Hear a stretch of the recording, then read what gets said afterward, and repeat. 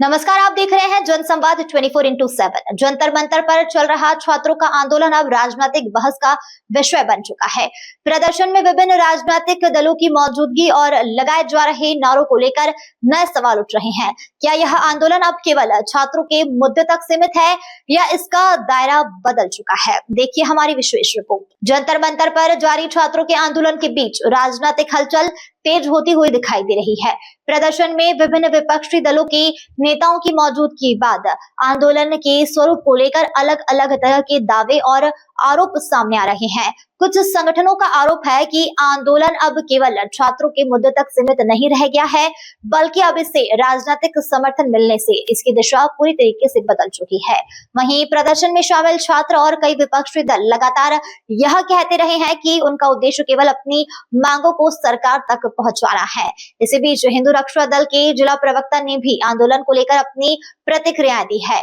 उन्होंने कुछ गंभीर आरोप लगाए हैं और आंदोलन की प्रकृति पर सवाल भी उठाए हैं। हालांकि इन आरोपों की स्वतंत्र पुष्टि अभी नहीं हो सकी है और संबंधित पक्षों की ओर से अलग अलग दावे किए जा रहे हैं। इस पूरे घटनाक्रम पर प्रशासन और सरकार की नजर बनी हुई है। यदि किसी प्रकार की अवैध गतिविधि, हिंसा या कानून व्यवस्था से जुड़ा हुआ मामला सामने आता है तो उसकी जांच संबंधित एजेंसियों द्वारा की जाएगी। दिल्ली के जंतर मंतर पर इस समय एक बड़ा प्रदर्शन चल रहा है। प्रदर्शन सीजेपी यानी कि कॉकरोच जनता पार्टी द्वारा ये प्रदर्शन किया जा रहा है और अब इस प्रदर्शन में तमाम राजनीतिक दल शामिल हो गए हैं। प्रदर्शन कितना सही है, कितना गलत, आज इसी की जानकारी लेने के लिए हम पहुंचे हुए हैं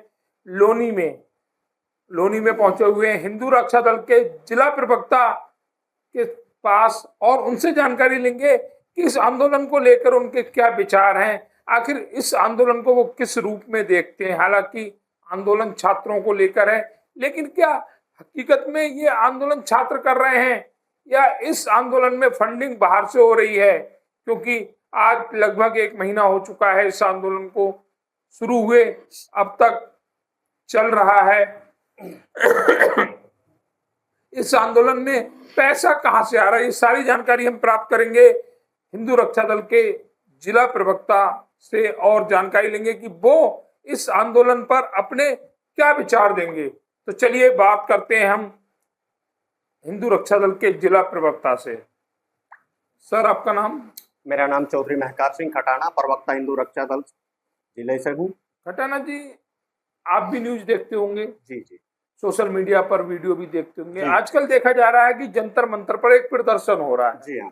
प्रदर्शन कॉकरोच जनता पार्टी के नाम से हो रहा है, लेकिन अब उसमें तमाम ऐसे दल भी शामिल हो गए हैं जो हिंदुस्तान को तोड़ना चाहते हैं। जी। आपके क्या विचार है, आप इस आंदोलन को किस रूप में देखते हैं? देखिए, अगर आंदोलन छात्रों का है तो वो जायज है, क्योंकि बच्चों के भविष्य का सवाल है। पेपर लीक हुआ है, बच्चे मेहनत करके उस स्टेज तक पहुंचते हैं और फिर पेपर लीक कर दिया जाता है, तो वो गलत है। मगर ये जो आंदोलन अब छात्रों का नहीं रहा।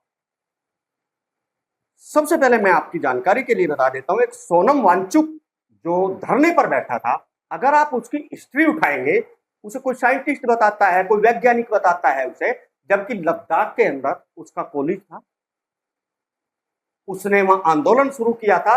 अब से 2 या 3 साल पहले करीब 300 से 350 करोड़ की संपत्ति को नुकसान पहुंचाया था उसने, सरकारी संपत्ति को नुकसान, आंदोलन चलाया था उसने, बहुत भारी मात्रा में, बहुत बड़े स्तर पर किया था। सरकार ने उसका वो सब कुछ तोड़ दिया।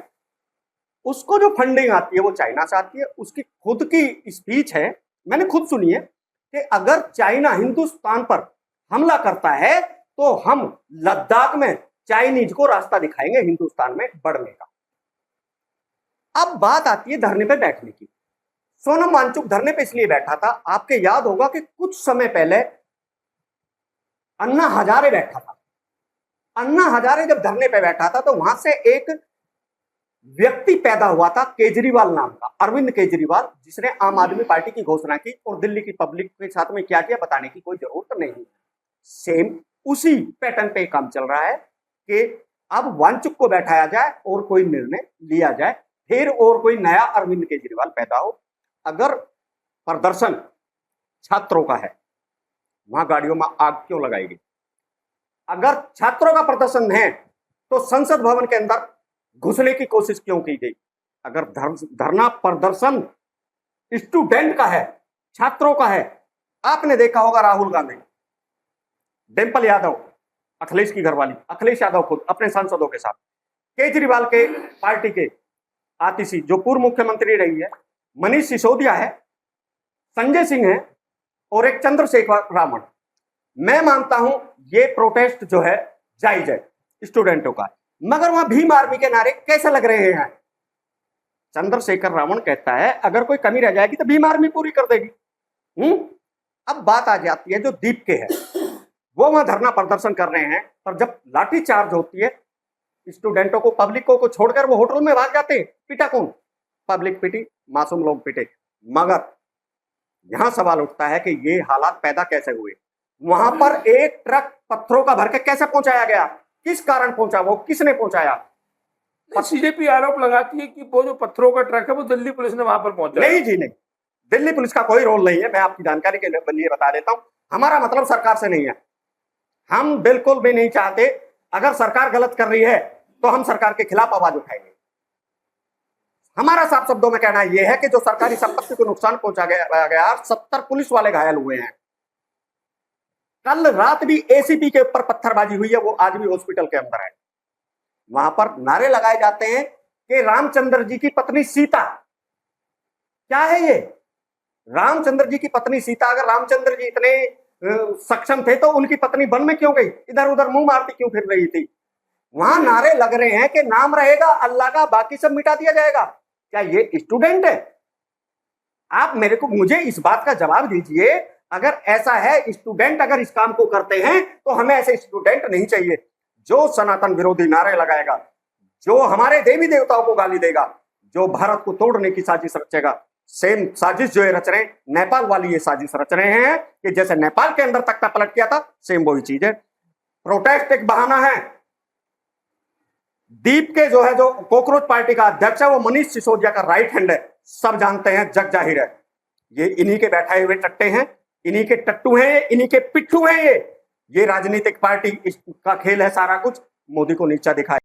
हम सरकार से बात करें, फेस टू फेस बात करें, और सरकार का भी राइट बनता है हमारे सवालों का जवाब दे और हमारी समस्या का समाधान करें। मगर यहाँ तो हालात ही ऐसा पैदा हो रहे हैं। आज मैं देख रहा था, नहीं, एक लड़के के पास मीडिया पहुंची, उन्होंने कहा जी ये खाना कहां से आ रहा है? कह रहा है जी दुबई से 2000 पैकेट 8 बार आ चुके हैं, डायरेक्ट दुबई से। दूसरा कह रहा है बांग्लादेश से आ रहा है। क्या है ये हिंदुस्तान को मजाक बना के धर दिया। एक वो 2 कोटी का आदमी चंद्रशेखर रावण, जो दलितों का मसीहा बताता है अपने आप को, जिस टाइम दलितों पर आफत आती है, मुसलमान मारकाट करते हैं, ये हरामजादा नजर भी नहीं आता। आप बताइए, मेरे को इस बात का जवाब दीजिए। मैं चंद्रशेखर रावण से कहना चाहता हूं, अगर आप इतने ही सक्षम हो और दलितों के मसीहा आप बनना चाहते हो, तो जब दलितों का अत्याचार होता है, किसी मुस्लिम एरिया के अंदर हमारे दलित बहन भाई का अत्याचार होता है, आप उस पर आवाज क्यों नहीं उठाते हो?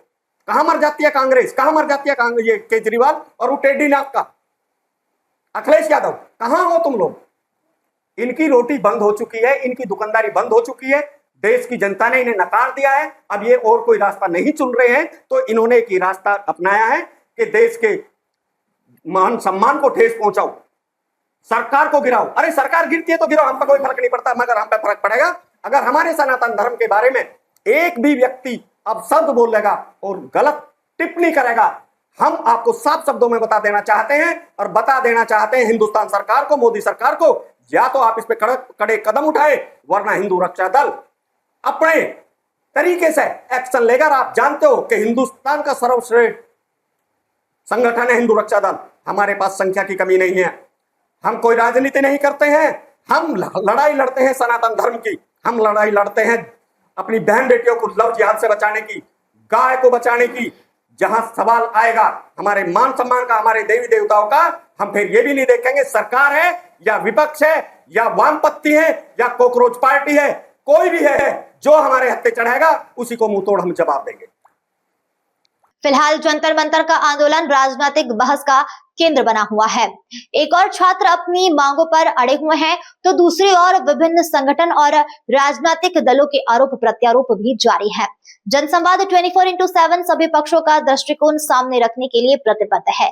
किसी भी आरोपी की पुष्टि, जांच और आधिकारिक तथ्यों के आधार पर ही संभव होगी।